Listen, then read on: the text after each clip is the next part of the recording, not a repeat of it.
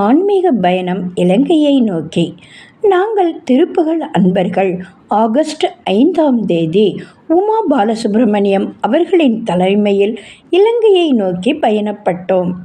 நாங்கள் அங்கு சுற்றி வலம் வர அருமையான திறமையான ஓட்டுநருடன் எங்களுக்காக ஒரு பேருந்து காத்திருந்தது. அவ்வளவு சொகுசாக வைஃபை வசதியுடன் அந்த பேருந்து காணப்பட்டது. அங்குள்ள கோயில் சிற்பங்கள் மிகவும் அழகாக இருந்தது. கோயில்களும் மிகவும் சுத்தமாக பராமரிக்கப்பட்டிருந்தது. ஒவ்வொரு கோயிலின் முன்பும் நாங்கள் புகைப்படம், வீடியோ எடுத்து மகிழ்ந்தோம்.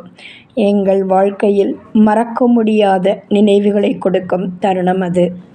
இந்த ஆன்மீக பயணம் சிறப்பாக அமைய அருள் புரிந்த கதிர்காம வேலவனை இருக்கரம் கூப்பி வணங்குகிறேன். உமா பாலசுப்ரமணிய மேடம் நினைத்ததால் தான் இந்த பயணம் சாத்தியப்பட்டது என்பதில் எள்ளளவும் சந்தேகமே இல்லை. சரண்ஜி அவர்களுக்கும் முரளி சார் அவர்களுக்கும் வணக்கத்துடன் கூடிய நன்றி.